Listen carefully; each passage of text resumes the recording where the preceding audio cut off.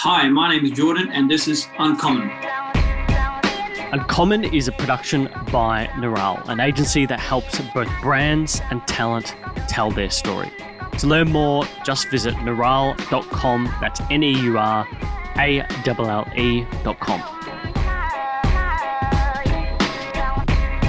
My guest this week, Zed Nasheet, director of ZED Real Estate and the fastest selling real estate agent in the world, who sold 28 properties in 41 days. Zed, it's been 4 months since the last Zlog. When can we expect the next one? Someone's been stalking me. I'm glad you're watching it. It's just so hard to be able to create content out there, especially with the lockdown in Melbourne, because out of 365 days, we've had 200 days of lockdown. We're like the second city in the world with the highest amount of lockdown days. So it's kind of getting very hard for me to go out there and keep creating these vlogs. So the lockdown is stopping me. Otherwise, when the world gets tougher, you just got to get tougher yourself. What are you doing in your spare time with this lockdown? Because that's the thing I've found as a business owner, I just fill it with more work, so to speak. Like I've got my hobbies. Like I'm really into bonsai. So I've been doing a bit of stuff around that. But when I run out of stuff, it's either I'm reading or I'm doing extra work. And that blends into everything. Like the weekend has become weekdays, weekdays have become weekends. What's that like for you at the moment? I've used this time to focus back on my health. But once you've got your health, then you've got your wealth. And I'm trying to tap in as much as information as I can to my mindset right now. And I've predominantly focused on writing my book and finishing off my book right now, and I'm reading a lot, so then I can come out 10 times stronger. And I'm focusing on my health, and I'm doing my cardio in the morning. I'm doing weights in the afternoon. Last week, I just had somebody I've just paid this guy to come and assemble some weights in my garage. I've turned my garage into a couple of weights here so I can stay focused. And I even bought a guitar because I had nothing else to do. I'm like, I just went for a walk. Next minute, I'm buying a guitar, and my calluses are killing me because I'm usually good with instruments because we come from a musician family, and we're a band of 4 brothers, and I'm a drummer. But to learn how to play guitar, it's been one of the most challenging things I've ever done. So I'm using this time to focus on my health. I'm using this time to focus on the knowledge and the books that I'm reading. I'm trying to finish up my book, and a bit of a challenge guitar because it gives you something to do, and it's very therapeutical. Yeah, guitar in particular is a very interesting one because it's an activity that is unusual for humans to do on a day-to-day basis, and so you're using parts of your brain ordinarily you wouldn't use. Well said. Yeah, like it. Have you played guitar? No, like I've definitely attempted to. I mean, I was always growing up. I played saxophone, so I was sort of like I love the sound of that, mate. Yeah, like so I still had it until recently. I just sold the saxophone because I just hadn't been playing for a while. But a wind instrument family. And my brother trialed out playing guitar at high school. And so, yeah, he was the one who was first testing it out. He did a bit of violin, but string instruments are hard. They're not easy. It is. It's very, very hard. Yeah. And it takes a lot of hours. See, drums are good. You just tap them, bam, bam, bam, bam, let's go. But whereas guitar, you have to use there's parts of your brains that challenge you so much, and you have to use your fingers, and you got to be good at using your fingers. Yeah. Well, that's the thing, right? So like with drums, you got 2 moving things that you have to control at once. But with guitar or string instruments, you've both got the 2 things, and then you multiply that by the fingers that you have to control. Exactly. So it adds this different layer of complexity, so to speak. It definitely does, mate. Now, you were saying before, mentioning before about your family and music. So I had a good read of this Daily Mail article that came out in May.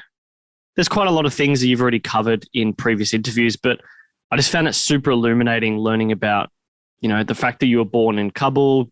Basically 6 months later, your family moves to Pakistan or flees to Pakistan. Because I think it was about the time, and it makes sense because you're my age, I believe. I think you're 30, I'm 30. And it was about the time that the Taliban started to take control. And you spent that time in Pakistan. I guess I was intrigued. What's like the earliest memory you have in life? What you see on the television in today's environment, people living in camps, that used to be our family. We had to flee off to another country to try and have shelter and live a normal life with peace. It's exactly like what you see on television, people trying to run away to try and save their lives because the Taliban have taken over. They don't believe in no religion. They don't believe in nothing. And these people are just filthy, uneducated humans that walks up to you and just shoots you if it's not their way.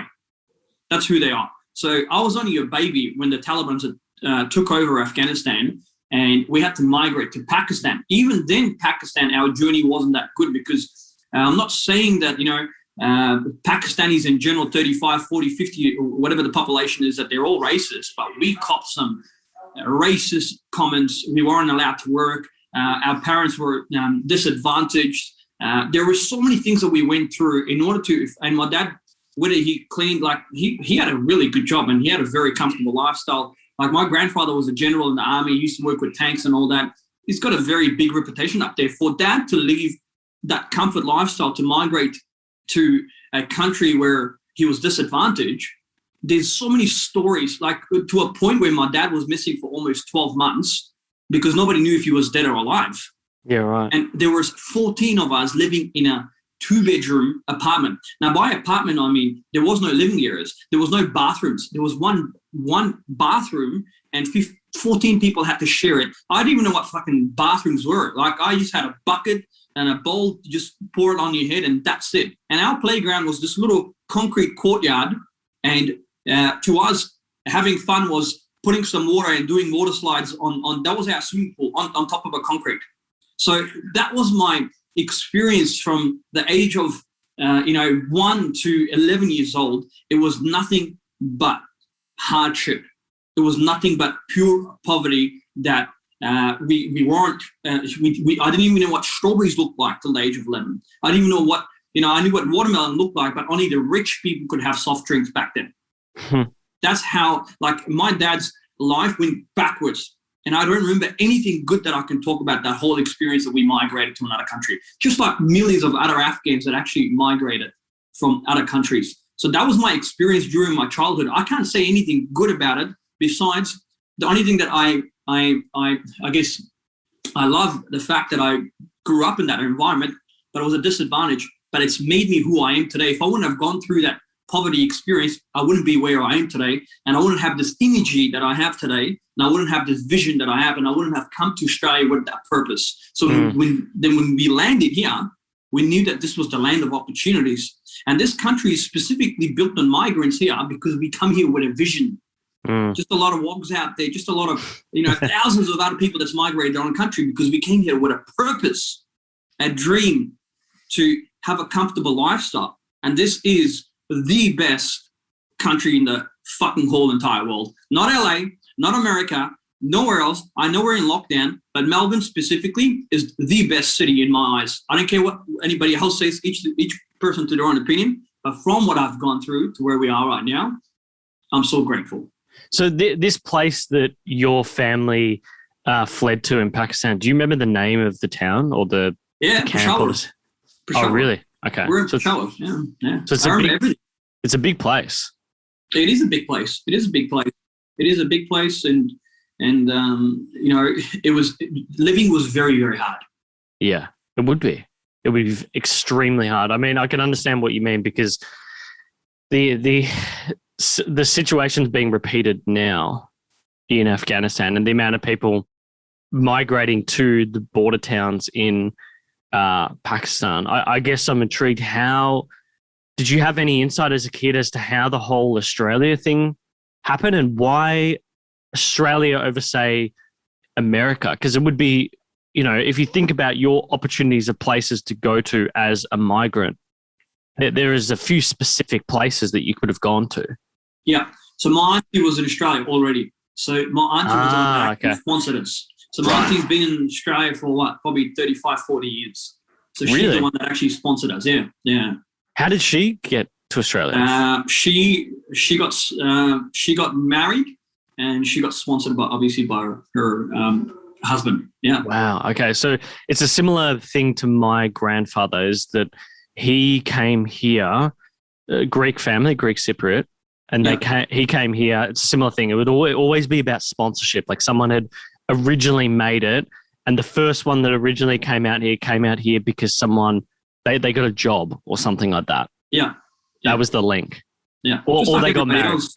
They just came with a bag and not even a penny in their pocket, or $5, $10 in their pocket. Yeah. They just had to run away from wars. He had 5 pounds or something like that. So, I mean, you spoke a lot about in previous interviews about this iron-willed father who sounds very similar to my dad, very hardworking. Yeah. You grew up in an environment where you were surrounded by a lot of family. So I could see how maybe one or two individuals would have stuck out for you in that period of your life. Looking in hindsight, is there one in particular that stands out to you that taught you a lesson indirectly? I would have to say my older brother.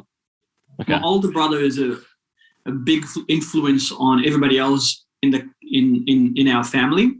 Now I come from let's just say an apartment complex. There was 28 boys, 28 boy cousins. So we all lived in that apartment complex, and only 3 girls.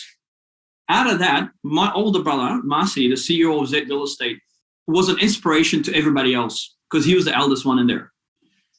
And this guy, he was the first one to actually go out and speak English. And then he started teaching English to everybody else. Mm.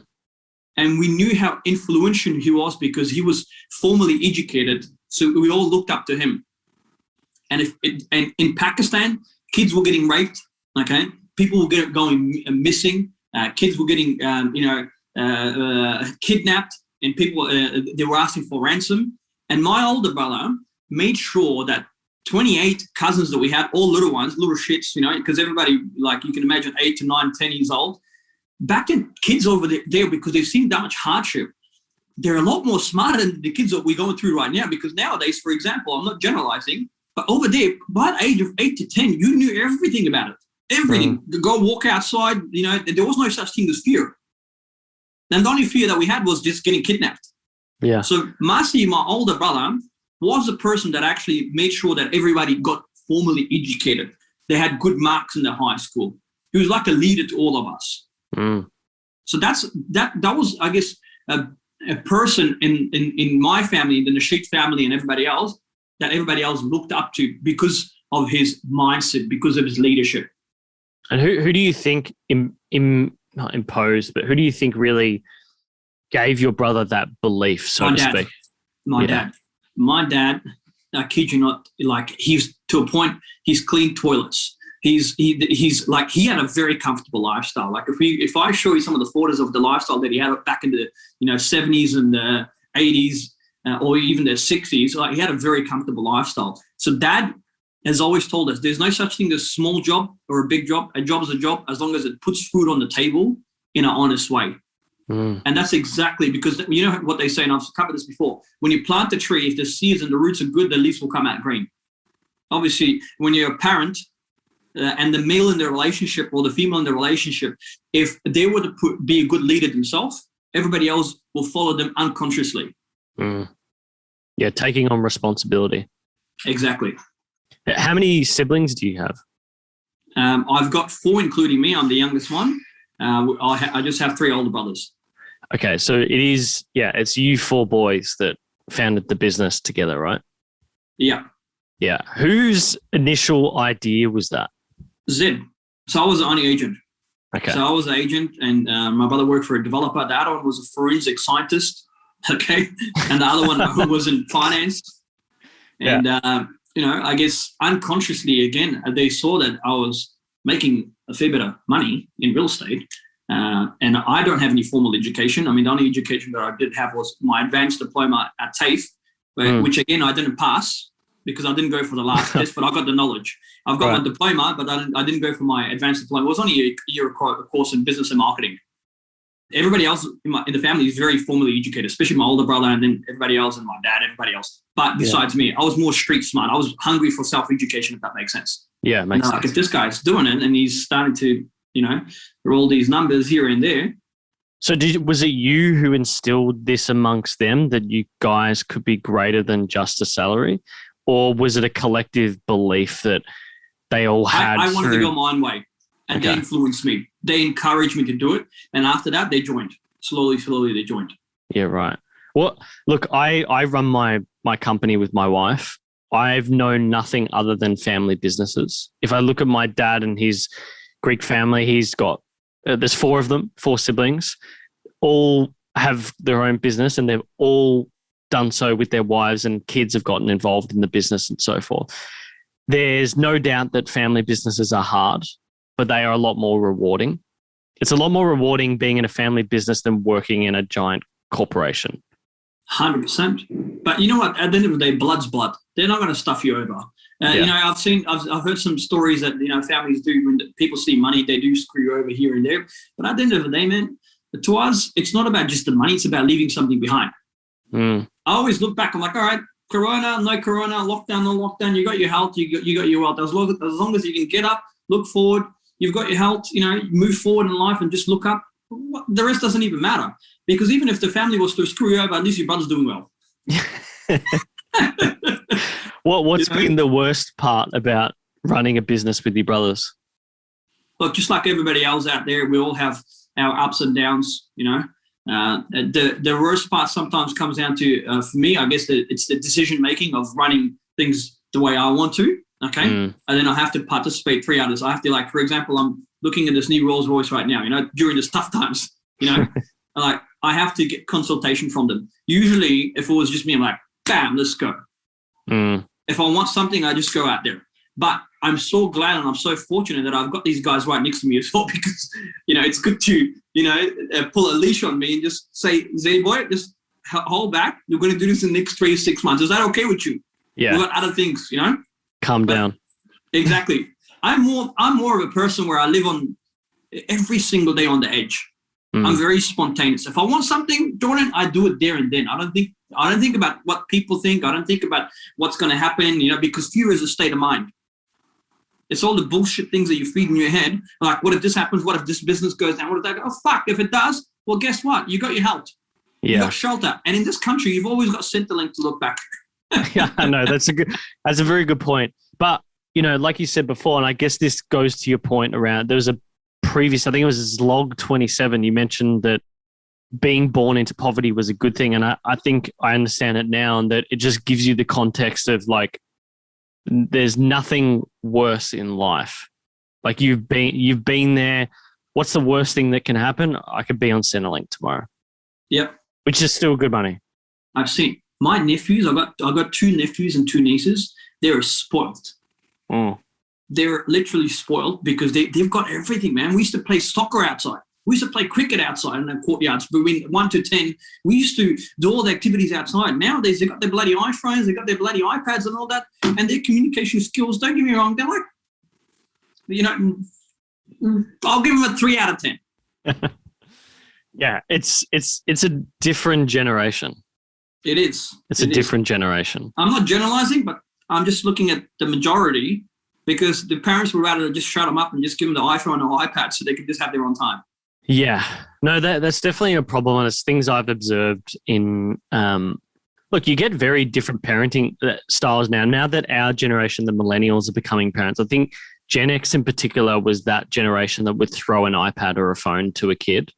But I'm starting to see people push back on it, like particularly when kids have tantrum. I guess the thing that you have as an advantage as an adult is time and patience. You know, they can't control their emotions. So it's very intriguing to see the way that different people parent. It's definitely given me some indirect advice on how to be a parent. Mate, you know what? In half the time, I can guarantee you, not even half, 80% of the time, parents don't even know who their own kids are because they don't communicate enough with them. And the kids don't feel comfortable communicating because they boss them, but they're not good leaders themselves. How can you tell a kid what to do if you're not doing it yourself? I just don't get the psychology about that. How can you tell a kid to go, you know, study politics when you haven't done it yourself? Yeah. How can you tell a kid to go get good marks when you're a shit student yourself? Do you think you'll have kids? Of course I will have kids. Everybody wants kids. I mean, I was a kid one day myself. You were a kid yourself. We all love kids. We're humans. We're born to produce. Kids are the sweetest thing, but I'm not going to have kids with the wrong person. Yeah. Because that can cost you a fortune. Yeah, that's a good point. I'll be intrigued to see this mini Zed at some point. Yeah, well, everybody's waiting in my family too. I want to jump back to what you were mentioning before about this advanced diploma. So obviously you did the diploma at Melbourne Business School. A previous interview you mentioned about how your first real job was at a Telstra shop. This lady came in, she was a real estate agent. She basically understood and saw, that you had the skills to sell, no doubt picked up from the days of selling hot dogs outside the nightclub. I think the first 3 years was tough for you in the real estate game. I think even the first year you said you made $7,000. You spent 10 years in the game until you founded your first business. I think it was 2017 or 18 for ZED Real Estate? When did it launch? 18. 18. Okay. So 10 years roughly in the game. What were the golden principles that you pulled into Zed after condensing all of that time? Like if you were to look back at that time, what seems like the golden principles from those first 10 years? My first job at Telstra, and there is thousands of people out there that have those jobs out there that work for the bigger organizations out there. And I'm referring to millions of people that actually work for big organizations because they believe that the organization actually gives them credibility, which is true. But sometimes they forget that people deal with people they like. It's them that they're buying first, then they're buying the product. So if you're not being you, if you're not being real, they won't want to deal with you or the organization because you are representing the organization. And when I worked at Telstra, there was probably about 20 staff members because Telstra back then, the iPhones were coming out and it was busy. The little phones were coming out with games inside and App Store and blah, blah, blah. It was really, really busy. And these sales consultants were scared to be themselves because they were trained to be robots. They weren't being themselves because they thought they might offend the consumers. Whereas I was fucking loud, man. On the floor at Fountain Gate, I was loud. And I became the number one sales consultant within fucking 6 months of the whole entire nation. Why? Because I wasn't scared to ask the question. Because I had seen all that shit that I had come from. Like, all right, the more questions I do ask, I found that the more bonuses I get, the more rapport it builds. Yeah. And everyone was like, I can't believe you just got that client over the line. Why? Because I had the true intentions. I knew that if I was to bring value, I would get more bonuses. And Foxtel had come out on mobile phones the first time. And we used to get $5 bonuses to every consultant that asked, that sold the Foxtel on mobile phones. Every client that came in complaining, I sold them fucking Foxtel on a mobile phone. Who the fuck's going to watch Foxtel on their mobile phone? I sold it five times 50 that specific week. That's extra money I never had. That's when I understood the power of asking a question. You never know where it leads you to. That's a big, big lesson that I learned in life. And most people, they ask questions, but they don't acknowledge what the consumer is saying. They talk on top of the consumer because they're just trying to sell shit because they've been trained to just pitch without them being themselves. So when you ask a question, you got to acknowledge and then ask again. For example, I'll use a scenario to yourself. This is the golden rule that I learned. Hi, Jordan. How old are you? For instance, scenario. Now, the minute you respond back, I'm 30 years old, Zed. How old are you? Great. I'm 31 years old as well, Jordan. What do you do yourself? Oh, are you an architect? Great. Which firm do you work in? See how it builds a rapport? Whereas 90% of the time, hey, I'm Zed. I'm the best real estate agent out there. And they try and talk about themselves. They forget about the consumer. Yeah. That's when they make a mistake because they're not listening. And that's why we have 2 ears and one mouth because you should listen twice and speak once. But when you do fucking speak, deliver that message because that's when you can get the client in. Yeah. So that seems like the biggest thing that you learn is to listen. Listen and ask and acknowledge what your consumer is saying because that way that's how you build a rapport and that it breaks the ice barrier straight away. And when you do deliver that message, deliver with confidence and enthusiasm, not cockiness, but enthusiasm that comes from the bottom of your heart because you've got the true intentions. Because if you really do have the true intentions to get any deal across the line, not even Jesus will stop you, mate. Yeah, right. It's funny you mentioned about these big organizations and people that basically, you're right, they get turned into robots because they take one thing that those organizations, particularly Telstra, do is they know how to train idiots to sell or anyone to sell, basically. So they have quite a good process. The problem is that people look at it as literally steps that they should take and say and do, etc., rather than a framework, so to speak. Also. So Yeah, I've had that similar experience at a big organization where you go through a sales training process, and it's often, a couple of weeks, 2 weeks maybe, but they teach you everything you need to know. And a lot of people sink. It's like with interviews as well. People do it in podcast interviews. Okay, Zed, do you like chocolates? I like chocolates. I like Cadbury chocolates. Okay, cool. Zed, what's your favorite color? And then you say, like, it's not. Yeah, that's the biggest issue that people have, and they just don't listen. It's not them. It's not their true identity. That's why.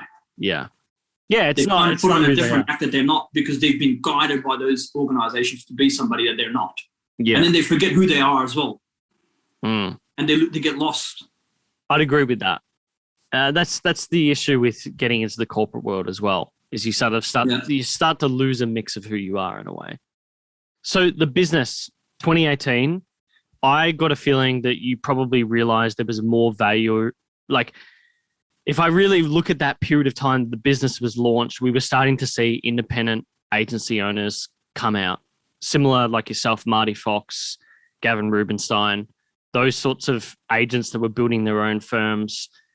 I can't really see how in 10 years from now, a lot of franchise-based firms like your Marshall Whites and all those sort of big name brands, the big national brands, I can't really see how they become valuable in the long run, because they impose, like a lot of big corporations, they impose a lot of rules on how people go about doing business, and they don't change as quickly as the market changes. And so I got a feeling that, you probably realized that to the end of your time, that you could probably just capture more value doing it yourself because you're doing it better anyway. Like, I saw I think 2017, like some of the outrageous shit you were doing with auctions, like Brazilian dancers and getting sophisticated cars down at auctions and coffee and all that sort of stuff. It's been intriguing to watch you rise. Obviously, you're not wedded to any particular suburb.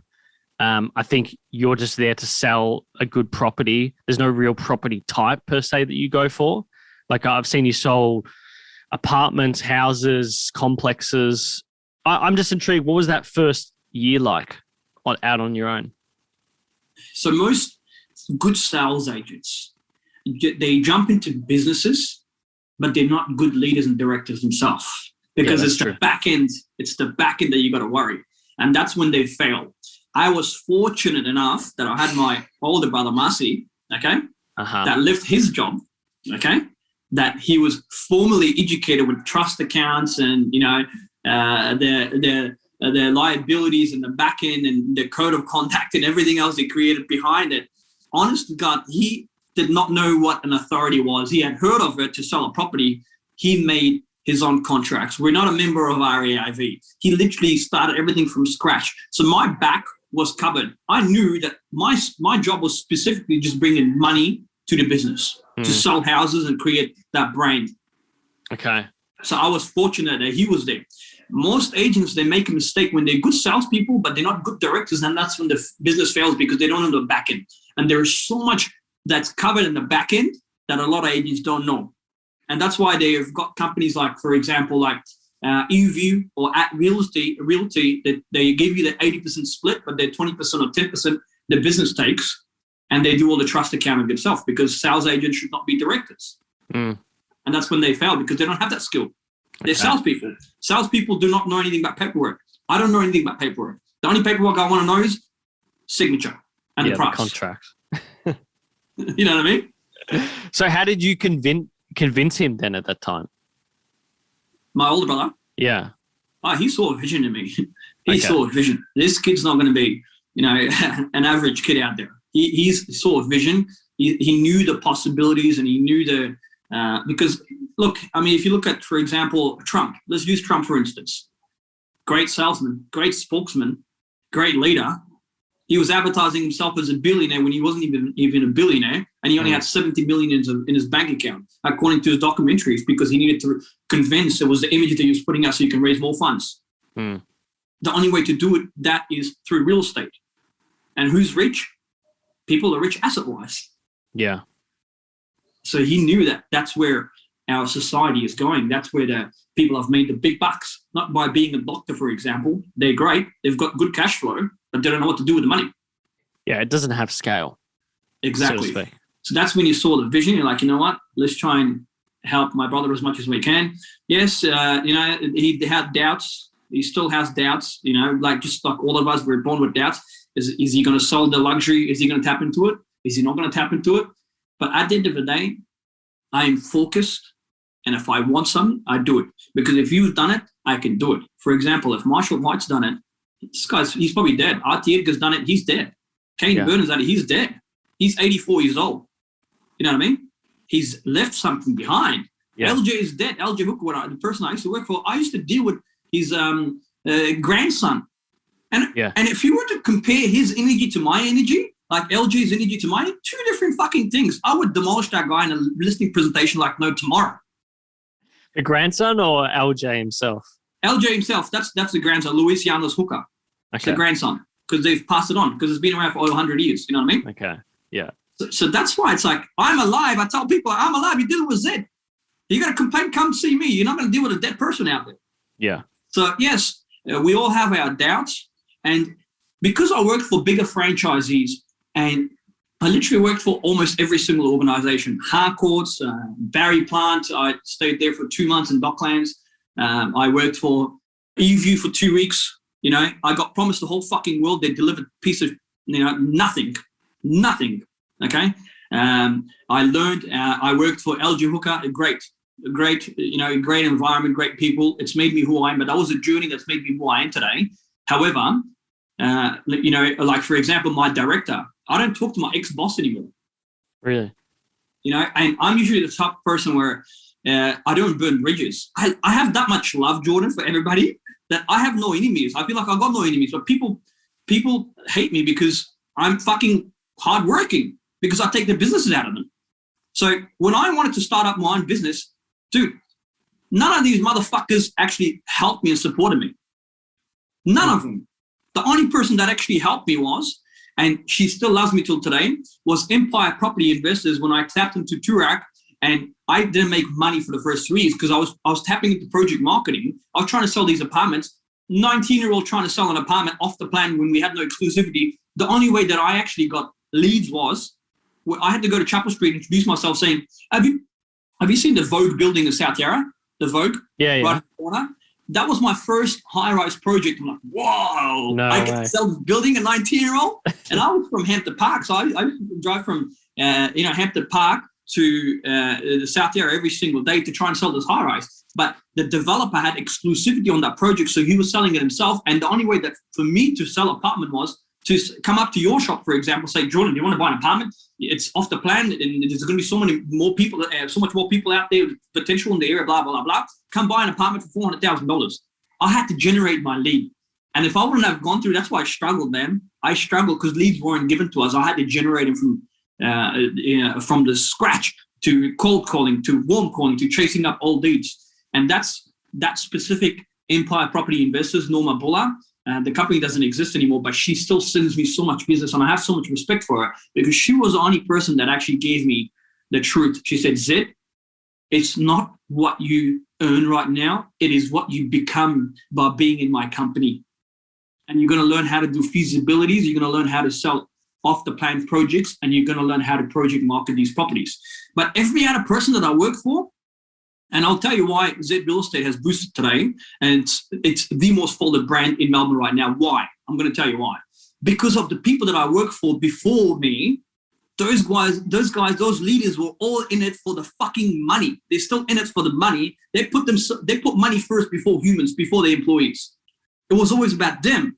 When a leader is trying to depend on their employees to make money, that's when, as an employee, it should ring alarm bells, because you got nobody to look up to, because real estate is a business within a business. Now, I was making more money than my directors. How the fuck do I look up to somebody? It just doesn't work like that. Now, I tell my employees today, I don't care if you make money. I don't care. Whatever you do, this is my vision. I don't expect you to make money. But I just made $86,000 on this specific deal that I only worked 2 hours for. But it's taken me 10 years how to do it, though. Yeah.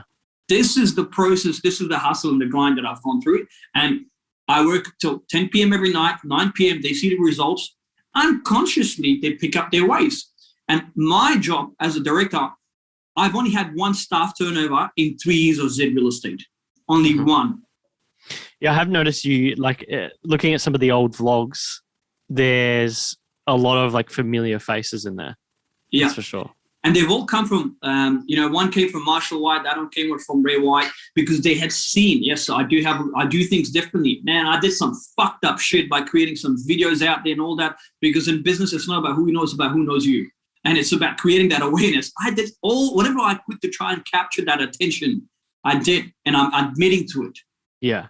I did. You're quite the, that was one of the things I had. You're quite the living meme, so to speak, in this real estate space. And I'm intrigued. You mentioned before about selling and, as a 19-year-old, and you have this period of time in the real estate game where you're just hustling, calling, pitching people, etc. When was, you said the internet is what made you in this business after you built up all that experience. When was the flip? When did you realize, what year was it that you realized that social media and the internet was the way for you to reach more people? So I started making property videos. Back then, there was no agency who used to make property videos 10 years ago, 9 years ago, 8 years ago. They used to laugh at it. Every time I did something, they would laugh at it. Okay? I realized, oh my God, there are so many people that's actually talking about these videos now. It's reaching out to a bigger audience than what I thought. Mm-hmm. And then when I started making more videos, then I had the corporate that would send me out emails, said, you cannot do this, you cannot do this, you cannot do that. And every time I wanted to do something different, they would cut my ways. Please take down that video, do this, do that. But I had already reached out to those people. That's when I knew the power of digital marketing, the power of social media, that it reaches out to so many people and it's for free as well. Yeah. And I'm like, you know what? Whenever I start my own business, I'm not going to be like these motherfuckers, because these guys are going to be behind. Yeah, they're still doing printouts. And they're like conservative. Because if you look at LA, for example, if you look at people in New York, look at the amount of crazy things they do at open for inspections. They have like dances, they have like violins, they have like, look at $1 million listings. They do some crazy shit up there. And we're so behind conservative. We're not conservative. We're not negative at all. It just hasn't been done before. I'm doing it because it's an advantage to me because nobody else is doing it. They think that they're conservative. People forget that they were 20 once. People forget that they were 30 once. People forget how much of a hustler they were. If they're 60, if they're 50, mate, you started from somewhere. Don't ever forget where you've come from. Yeah, I'd agree with that. Are you aware that, because like what you said before, $1 million listings, you're looking at how those businesses approach marketing. There's a funny, I don't know if you've seen it, but there's an Instagram meme profile called Lords of Property, which you are their poster boy, apparently. I mean, you've made music videos, you've made songs for your properties. Like I said before, on that LJ Hooker listing, there was Brazilian dancers, luxury cars. Are you aware that you're like, you must be aware that people like, because you get people that would tease you about it, but then you get people who would also love it as well. What's that like? Well, when I go to LA quite often. That's one of my favorite cities, that I actually visit quite often. Prior to lockdown, I was there almost every single year. And if you look at their strategies and if you look at how they sell 40, 50, 60, 100, $250 million homes, look at the way that they market. Like, for example, Josh Altman, I caught up with him whilst I was there and I talked to his brother and himself quite regularly. They've got these rap videos. They got girls in their bikinis. They got all that shit up there already. And he was the only agent that released it in LA. And I spoke to him. I said, did you get some negative and bad media about it? He goes, that's exactly what I wanted. Any marketing is marketing. I'm a fucking salesman. That's not going to pay my bills. They know me. I don't know them. And they're not going to be for free. That's exactly the look that I went for. That's okay. So LA and all that, it's already been done. I did something similar in here. Look at how viral it's gone. So who do you look up to in the US? People, again, like Josh Altman, like Ryan Serhant. Look them up. You know what I mean? Yeah. I love looking up to those guys. I love looking up to, estate agents up there because they're the ones that are pulling in the big bucks. Yes, we don't have those, $100 million homes, $86 million homes, $47 million homes every single day, or $160 million. And I caught up with Mohammed Hadid, the billionaire up there. And he's Egyptian, so we related a lot to him. And I sat down and spoke to him. He's just putting his house on the market, $250 million. Do you know how many haters this billionaire has? Because people are going to talk shit. My competition talk shit. You're always going to get people that's going to talk shit. He goes, but when I build, when I do something, I do it for myself. And I only look for that 1% of the population in the whole entire world to pay $250 million for my project. Yeah, imagine what his mindset's like. This is the most expensive house in the world, right? This is that guy. No. There was another one whilst I was up there for $800 million. Jesus. Yeah. Yeah. There was. I saw this outrageous property in LA that was gunning for the most expensive house in the world. And the build was insane. But yeah, on your point of Lords of Property, it's originally I was following it. I'm like, oh fuck, this is funny. But then I started to speak to people in the industry, and then I realized like it is quite sad. So, you know, when I spoke to Marty Fox about it, they blocked him. So someone was harvesting his content and then using it to take the piss out of him, and he couldn't even respond to it because he was blocked. I encourage you to keep doing it. Yeah. I encourage him. That's what his life is like. That's all he does. Yeah. That's his life. I'm not going to tell somebody else what to do, how to live his own life. But at the end of the day, I know what I'm chasing myself, and I know what I'm focused on myself. If he wants to market me, I thank him from the bottom of my heart. Do you know who it is, potentially? I'm not even interested. I've blocked the guy. I don't even know what he puts out. But one of my staff members sent me the Beach Road video, and I looked at him I said, tell the guy thank you for sharing it. Yeah. It might motivate one person out there that I'm doing some fucking cardio.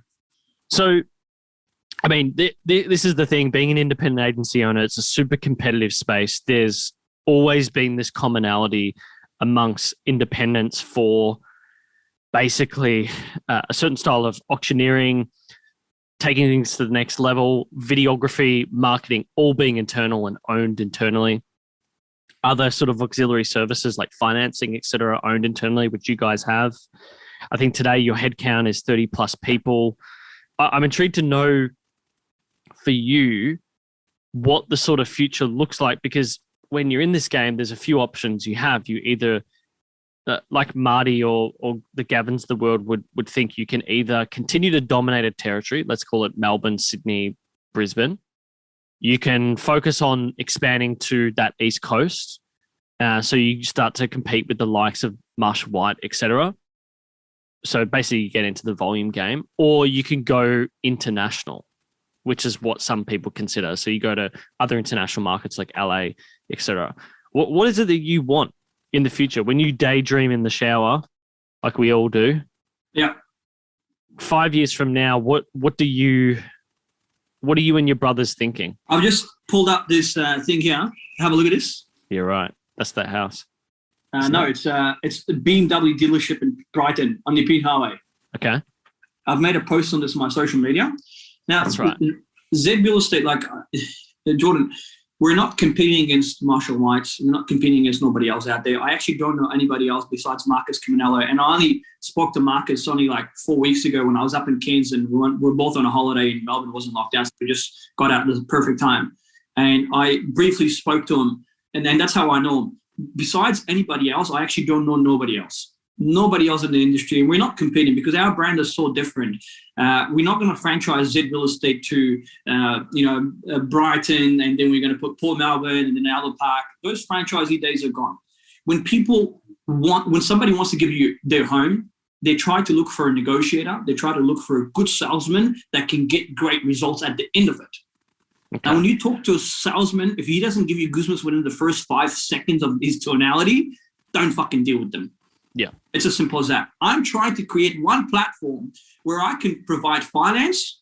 Okay. We build for them right now. We're doing a lot of construction. Like I've just put something on the market, 7.5 million. And before that, it was only worth 5.8 million. We spent $700,000 on renovation. Now it's over $7 million property. Yeah. We've provided that in-house to them because they don't have the funds. So we're going to provide that. And on top of that, what we want to do is we want to create one massive platform with minimum 1,000 employees inside Zed Tower, where they're running their own businesses. It's an acre block where I've got a car dealership, I've got a suit shop. I'm just creating a suit business right now, a fashion label specifically for corporate, because it's a brand where, as a real estate agent or a salesman or whatever, you need to look sharp 24/7 hours a day. Mm-hmm.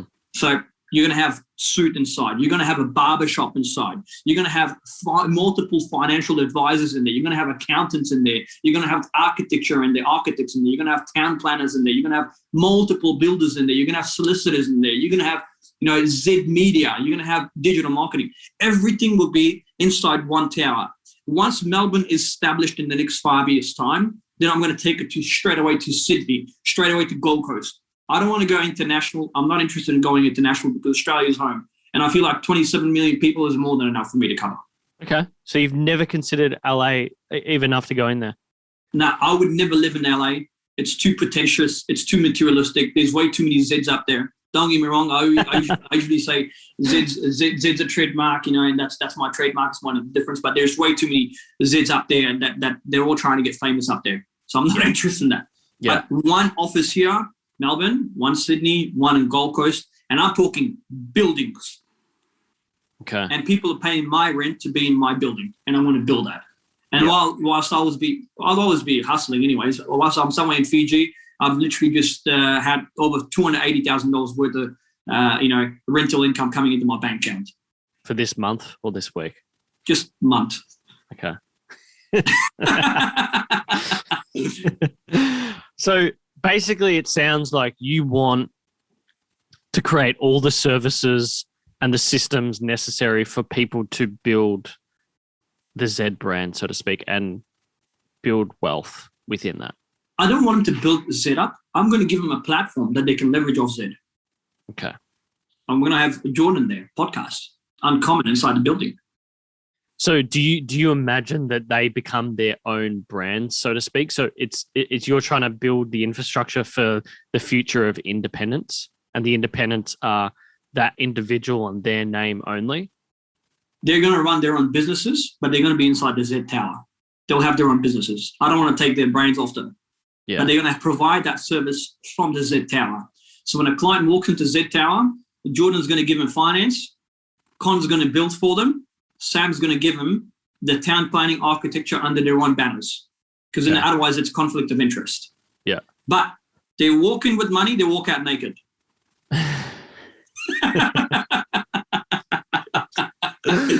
Oh shit. Money wise.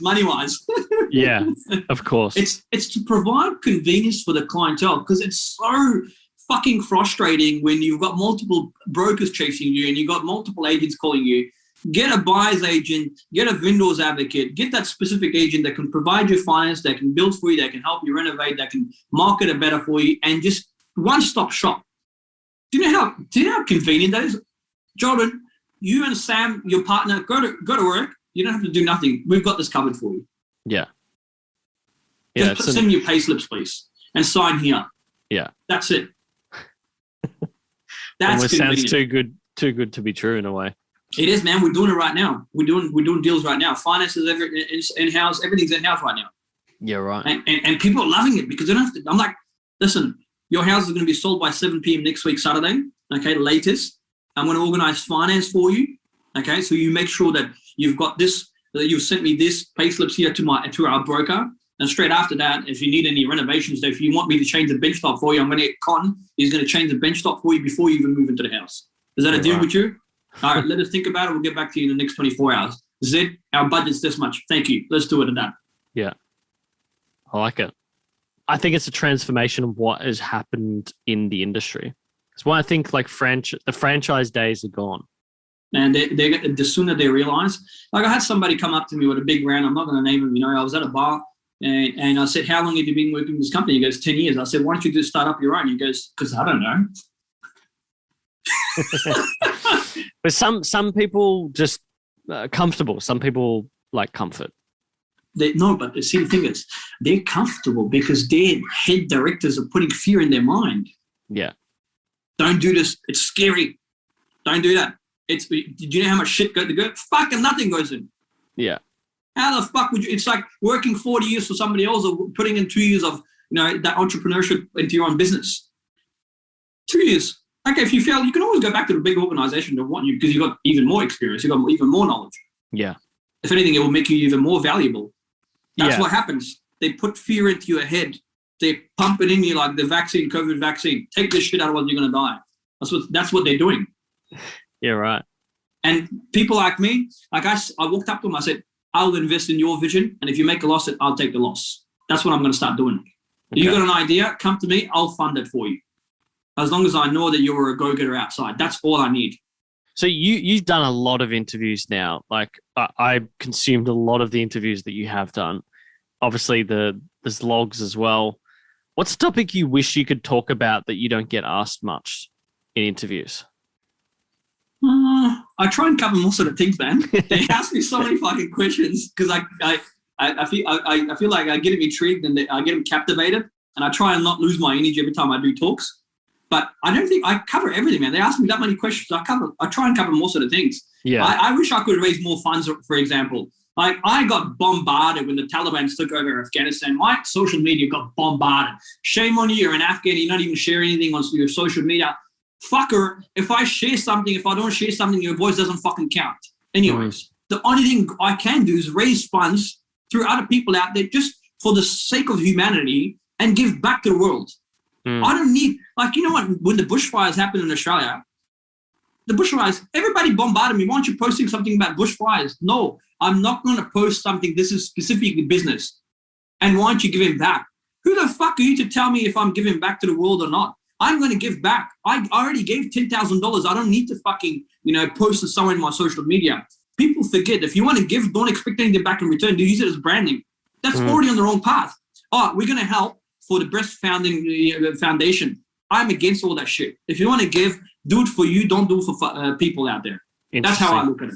Yeah. I don't need no branding. This is my fucking life. This is my brand. I'm going to work for my brand. I don't need to put saying Zed Foundation helped out this breast cancer. Zed this helped this out. Fuck Zed. Don't worry about Zed. Zed helped out that fucking human that was hustling, that was grinding, that was going through shit. And he was the one that helped me out, that supported me, that brought out the best out of me.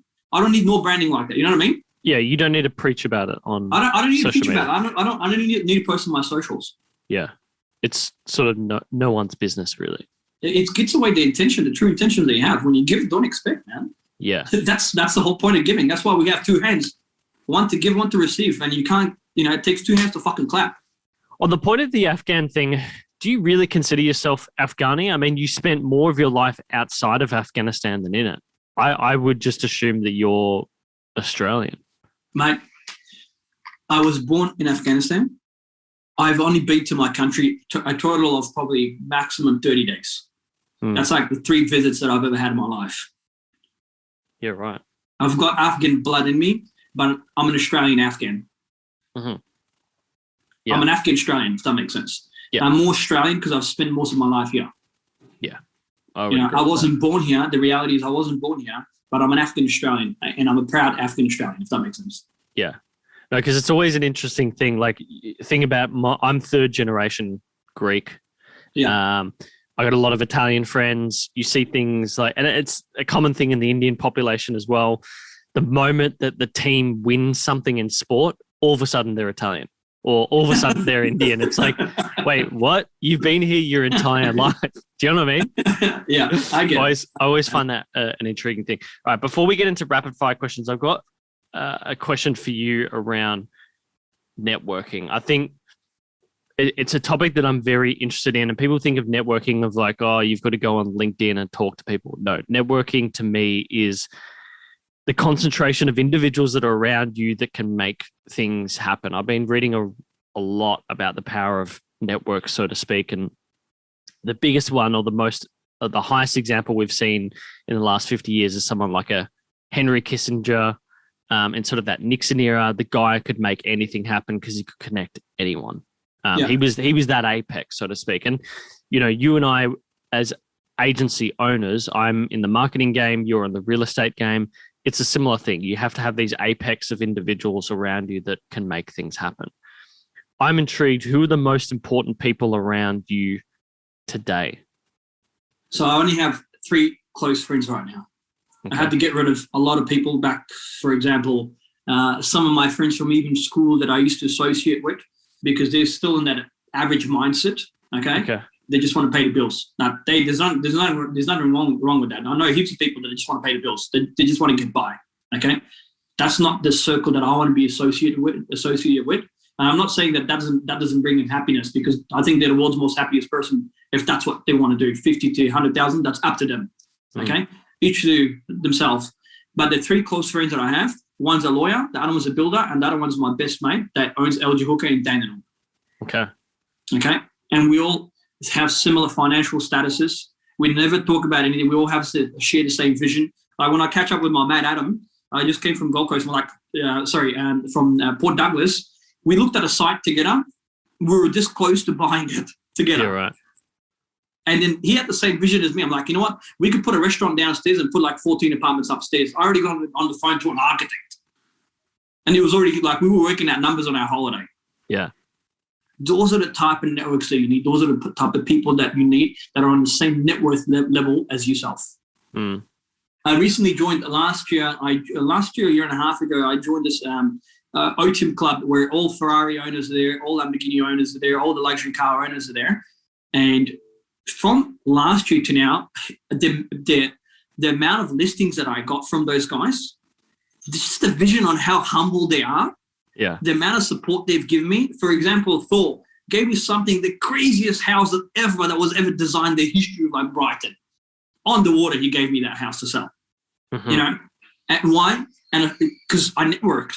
And if I wasn't there, like it's so interesting to me. There was people in there that had been a part of that luxury car experience, that they've been there for like 6 years, 7 years. They still didn't know who each other was.